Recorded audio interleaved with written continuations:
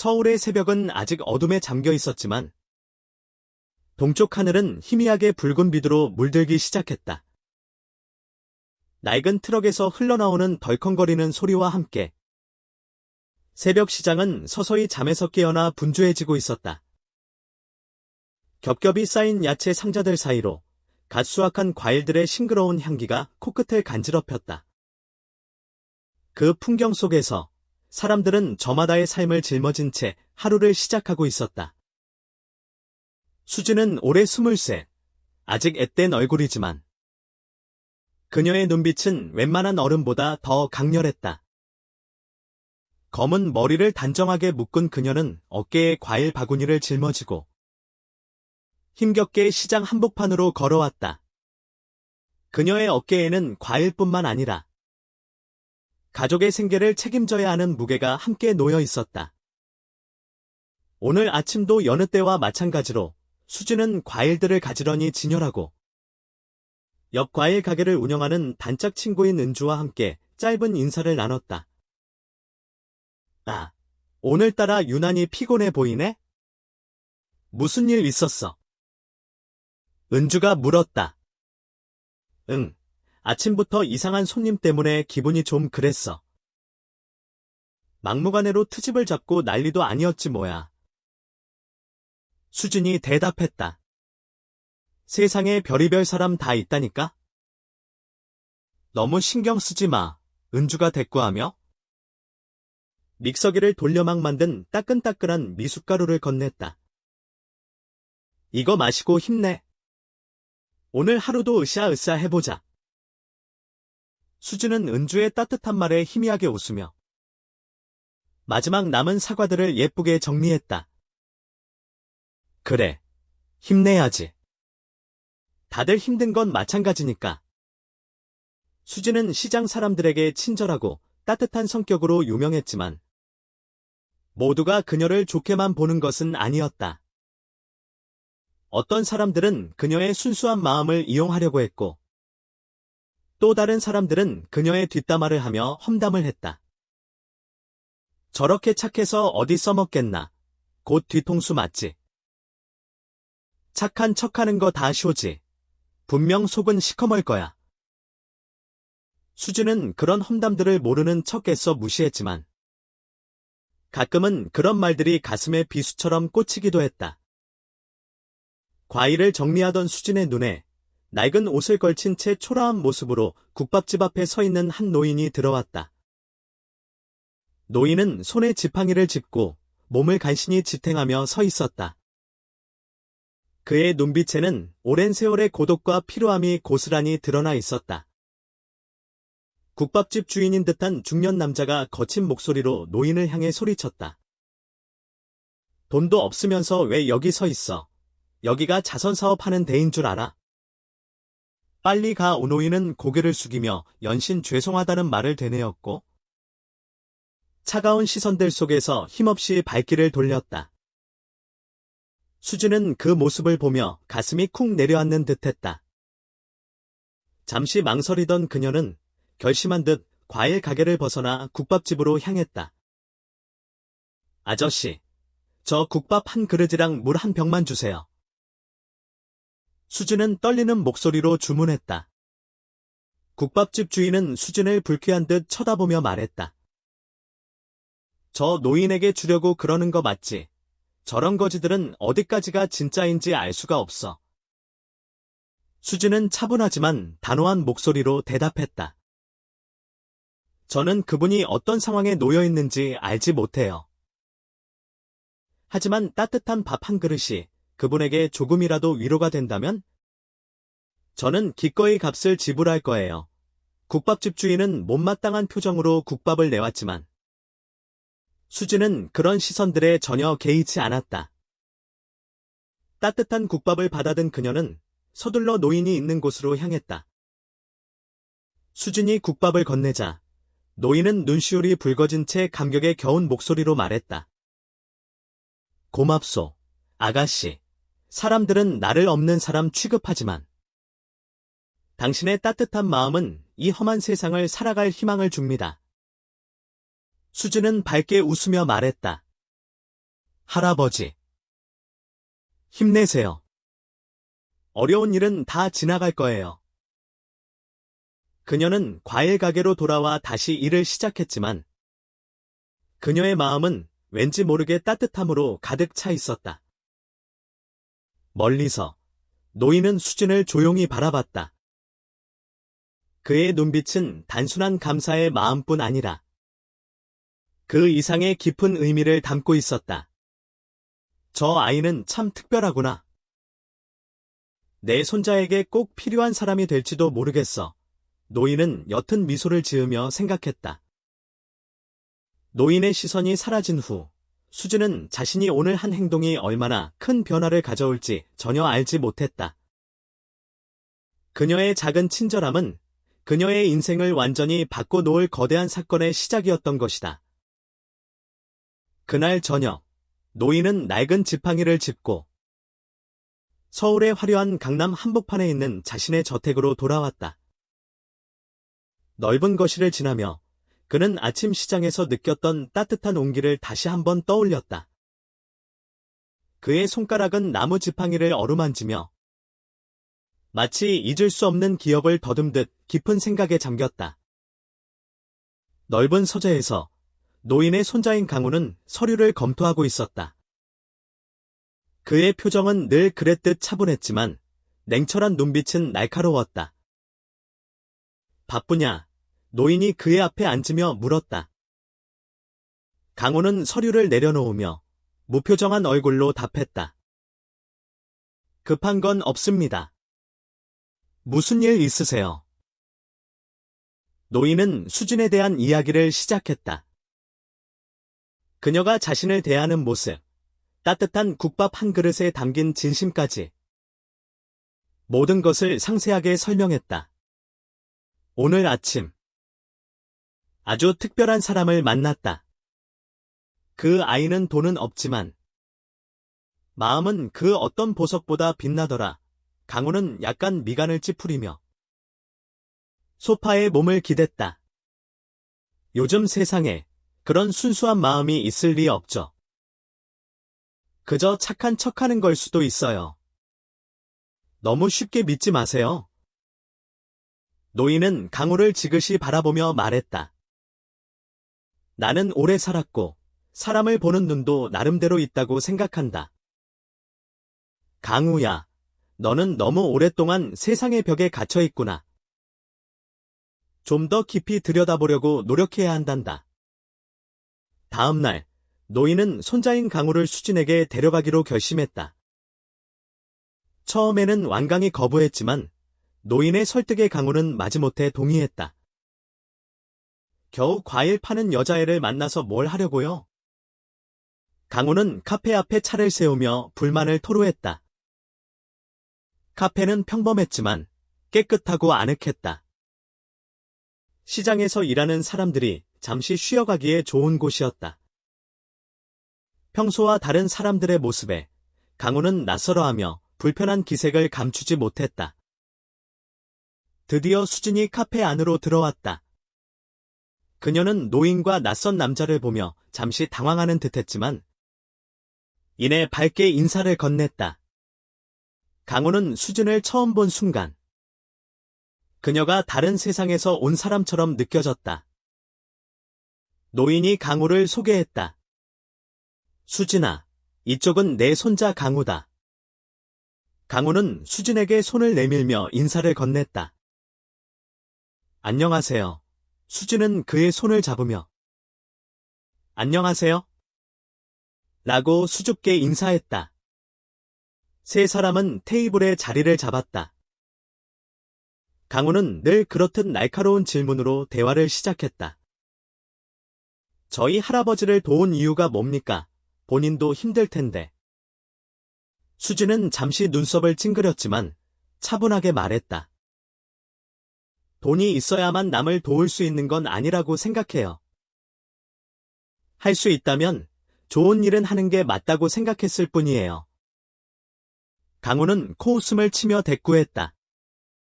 그렇게 착한 마음으로 뭘 바꿀 수 있다고 생각하세요? 오히려 남에게 이용당할 뿐입니다. 수진은 강우의 눈을 똑바로 바라보며 단호한 목소리로 말했다. 저는 남에게 뭘 바라거나 돌려받으려고 남을 돕는 게 아니에요. 남들이 절 어떻게 생각하든 그건 그들의 문제일 뿐이에요.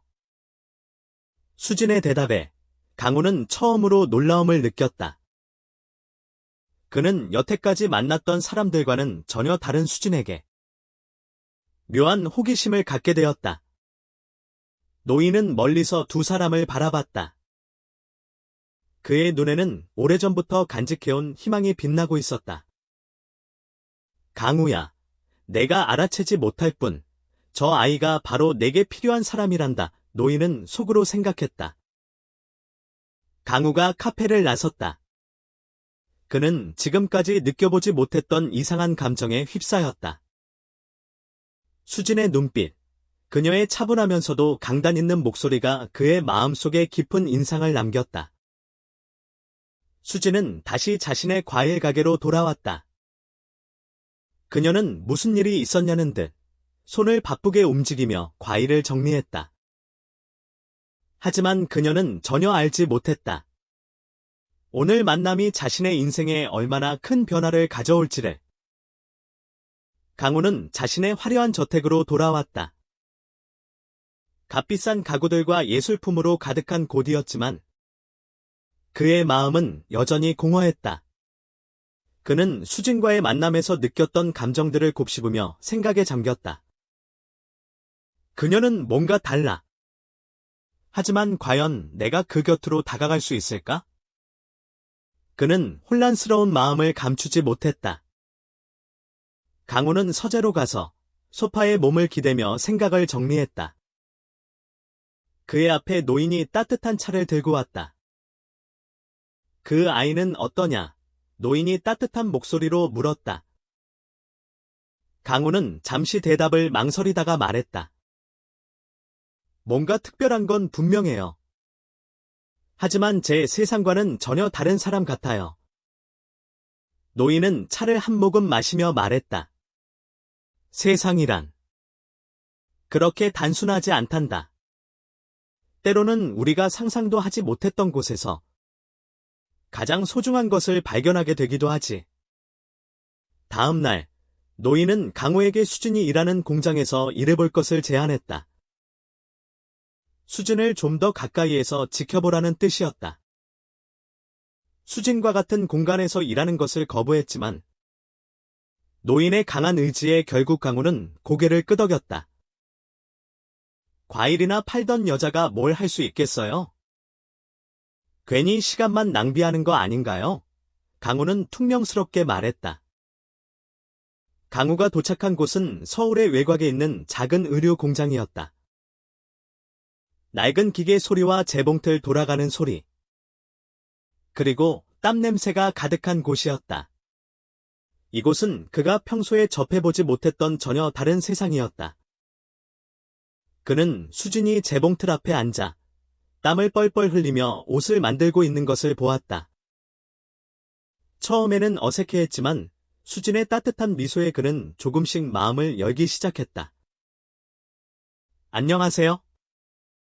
수진이 강우에게 말을 걸었다. 강우는 어색하게 고개를 끄덕였다. 수진은 강우를 공장 구석에 있는 한 테이블로 안내했다. 그녀가 차를 내오며 말했다. 힘드시죠? 잠시 쉬세요. 여기 음료가 있습니다. 수진의 친절함에 강우는 다시 한번 그녀에게 묘한 감정을 느꼈다. 어색한 침묵이 흘렀지만 강우는 수진을 계속해서 관찰했다. 그녀는 틈틈이 다른 직원들을 도왔고 힘든 일도 마다하지 않았다. 강우는 평소에 알지 못했던 인간적인 수진의 모습에 감탄했다. 공장에서는 쉴 새 없이 재봉틀 돌아가는 소리가 울려 퍼졌다. 이곳에서는 모든 사람들이 땀을 흘리며 일하고 있었다. 강우는 이곳에서 그가 평소에 경험해보지 못한 노동의 가치와 진심을 느꼈다. 수진은 그에게 끊임없이 말을 걸어왔고 강우는 딱딱한 얼굴을 풀고 미소를 지으며 그녀의 이야기에 귀를 기울였다. 수진은 강우에게 말했다. 강우 씨, 여기는 제가 과일을 팔던 시장과는 또 다른 세상이죠. 하지만 여기에는 사람들의 진심이 담겨 있어요. 모두가 힘들지만 서로 의지하며 살아가는 곳이에요. 강우는 수진의 말에 아무 말도 할 수 없었다. 수진이 말하는 진심이란 돈과 권력으로는 얻을 수 없는 아주 귀중한 가치임을 알게 되었다. 강우는 수진과 함께 일을 하며 그동안 자신이 얼마나 좁은 시야로 세상을 바라봤는지 깨달았다. 수진은 그에게 친절함을 베풀었고 그는 그녀의 진심에 감동했다. 시간이 흘렀고 수진과 강우는 서로에게 점점 더 가까워졌다. 강우는 수진이 가진 진심과 배려에 끌렸고 수진은 강우의 진지함과 따뜻함에 마음을 열었다. 강우와 함께 일하는 시간은 수진에게도 새로운 경험이었다. 그녀는 부유하고 권력 있는 강우에게서 진솔한 인간적인 면모를 발견했다. 그는 그녀의 이야기를 경청해 주었고 그녀의 노력을 칭찬해 주었다. 하지만 그 둘의 관계를 불편하게 바라보는 사람들도 있었다. 공장 동료들은 수진과 강우 사이를 험담했다. 수진이가 저 남자 꼬여서 팔자 고치려고 하는 거 아니야. 수진의 행동은 시샘과 질투의 대상이 되었지만 수진은 흔들리지 않았다. 어느 날 수진은 재단된 옷감을 정리하던 중이었다. 갑자기 동료인 경희가 수진을 향해 큰 소리를 질렀다. 수진 씨, 왜 고급 원단을 가져갔어? 설마 가방에 숨긴 거 아니겠지? 갑작스러운 말에 주변이 모두 조용해졌다. 모두의 시선이 수진에게로 향했다. 저는 그런 적 없어요. 수진은 당황하며 부인했다. 그때 은주가 수진의 편을 들었다. 수진이가 그럴 리 없잖아. 경희 씨, 증거 있어. 증거는 없지만 저 애가 재단하는 걸 봤어. 뻔하잖아. 가난한 애들이 돈 생길 만한 일에는 눈이 멀지. 경희는 더욱 큰 소리로 몰아세웠다. 결국 공장 관리자였던 박 씨는 수진의 가방을 검사하기로 결정했다. 긴장된 분위기 속에서 가방이 열렸지만 고급 원단은 어디에도 없었다. 경희는 당황했고 동료들은 수진에게 미안한 마음을 감추지 못했다. 수진은 조용히 옷감들을 다시 정리하기 시작했다. 그녀는 그 누구에게도 원망의 말을 하지 않았지만 마음속으로는 깊은 상처를 입었다. 며칠 뒤 강우는 한밤중에 공장을 찾았다. 그는 작업실에 홀로 남아 옷감을 재단하고 있는 수진을 발견했다. 그는 수진에게 다가가 조용히 말을 걸었다. 힘든 일이 있으면 나에게 말해요. 더 이상 혼자서 모든 것을 감당하려고 하지 마세요. 수진은 강우의 따뜻한 말에 울컥하며 눈물을 보였다. 강우는 그런 그녀를 안아주며 위로했다. 그날 밤, 두 사람은 그동안 감춰왔던 서로의 진심을 확인했고, 강우는 수진에게 마음속 깊은 곳에서부터 우러나오는 사랑을 고백했다. 강우의 고백에 수진은 감동했고, 그녀도 역시 강우를 사랑하고 있음을 깨달았다. 그들의 사랑은 이렇게 가난과 부유, 사회적 위치, 모든 차이점을 뛰어넘어 시작되었다. 하지만 그들의 앞날에는 더 큰 고난이 기다리고 있었다. 강우의 어머니인 서 회장은 수진을 탐탁지 않게 생각했고 두 사람의 관계를 끊으려고 온갖 방법을 동원했다. 서 회장은 수진이 자신의 아들을 이용하고 있다고 생각했고 그 이유로 수진을 협박하며 괴롭혔다. 수진은 모든 고통을 감내했지만 자신이 사랑하는 사람을 위해 강해지기로 결심했다.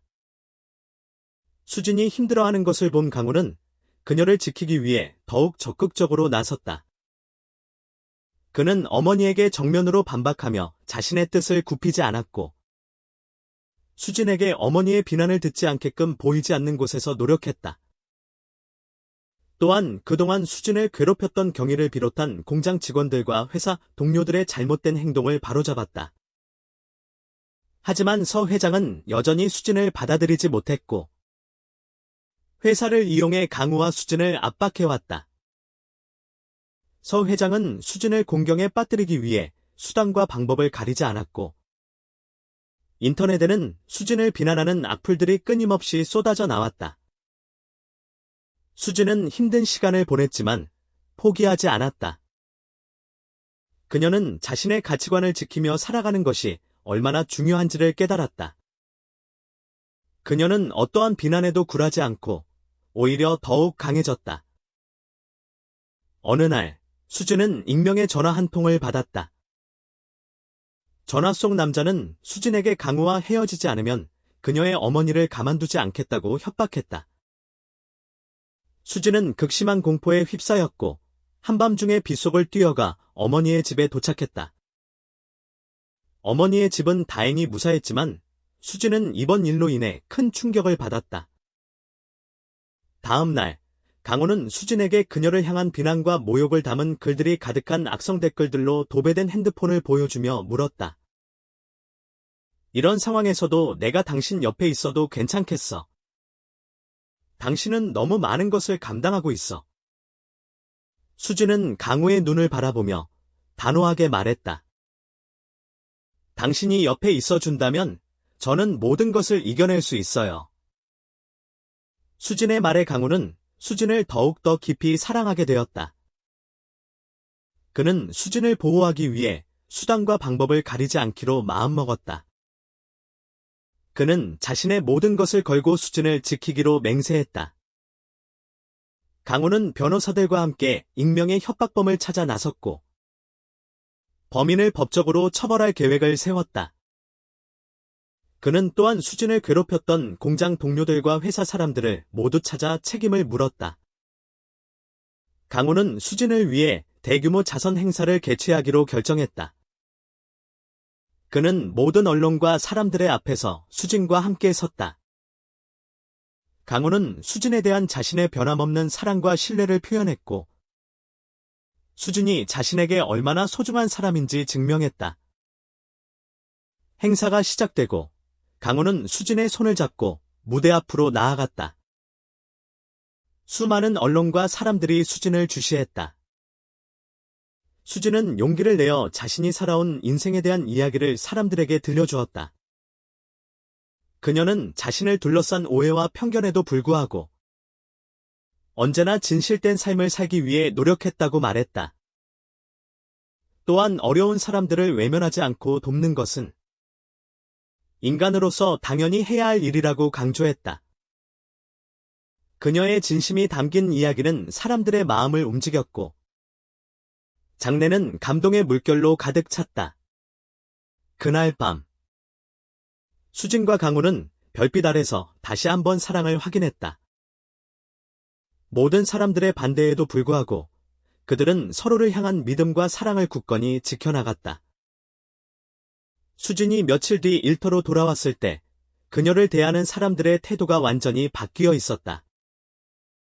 그녀에게 악의적인 말을 퍼부었던 사람들, 그녀를 무시했던 사람들은 모두 그녀에게 진심으로 사과했고, 그녀를 다시 한번 존경스러운 눈빛으로 바라보았다. 수진은 많은 사람들에게 희망을 주는 존재가 되었다. 그녀는 자신이 하고자 하는 일을 더욱 열심히 해나갔고, 그녀의 삶은 더욱 풍요로워졌다. 또한 그녀의 영향력은 시장을 넘어 지역 사회 전체로 확대되었다. 수진은 힘없는 사람들을 돕고 그들에게 용기를 북돋아 주었으며, 모든 사람들이 서로를 이해하며 살아가는 아름다운 세상을 만들기 위해 노력했다. 수진의 이야기가 세상에 알려지면서 많은 사람들이 그녀의 용기와 진실함에 감동했다. 사람들은 그녀에게 응원의 메시지를 보내왔고, 그녀는 이제 많은 사람들의 롤모델이 되었다. 수진은 자신에게 주어진 소중한 기회를 헛되이 보내지 않았고, 자신이 해야 할 일을 더욱 열심히 해나갔다. 시간이 흘러 수진과 강우는 마침내 결혼식을 올렸다. 결혼식은 작았지만 진심과 사랑으로 가득했다. 강우의 어머니도 진심으로 수진을 며느리로 맞이했으며 두 사람의 앞날을 축복했다.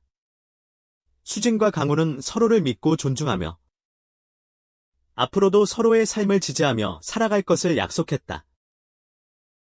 그들의 이야기는 해피엔딩으로 끝나는 동화처럼 아름다웠지만 이것은 끝이 아닌 새로운 시작이었다. 수진과 강우는 서로를 의지하며 앞으로도 많은 어려움과 고난을 함께 헤쳐나가기로 약속했고 그들의 사랑은 시간이 흐를수록 더욱 깊어지고 강해질 것이다. 그들은 늘 서로를 존중했고 어떤 어려움에도 굴하지 않았다. 그들은 그들의 사랑이 세상에 긍정적인 영향을 미칠 수 있다는 것을 알고 있었으며 끊임없이 서로를 지지했다. 그들은 서로에게 최고의 배우자가 되었고 세상에서 가장 아름다운 사랑을 보여주는 특별한 커플이 되었다. 수진과 강우의 결혼 후 그들은 수많은 자선 활동에 참여했다. 그들은 함께 사회에 봉사하며 나눔의 가치를 실천했고 많은 사람들에게 긍정적인 영향을 미쳤다. 또한 자신들이 가지고 있는 재산의 일부를 사회에 기부하는 것을 아끼지 않았다. 그들은 자신의 행복을 다른 사람들과 나누며 살았고 진정한 의미의 부와 사랑이 무엇인지를 몸소 실천했다. 그들의 이야기는 21세기 한국 사회에서 우리에게 다시 한번 진정한 사랑과 나눔의 의미를 되새겨준다. 그것은 사회적 편견과 차이를 넘어선 사랑과 용기, 헌신과 나눔을 통해 세상의 아름다운 변화를 만들어낼 수 있다는 희망의 메시지였다. 그리고 기억하라. 당신이 가진 작은 친절과 사랑의 힘이 세상을 바꿀 수 있다는 것을. 수진과 강우처럼 당신의 삶 역시 아름다운 이야기로 채워질 수 있다는 것을.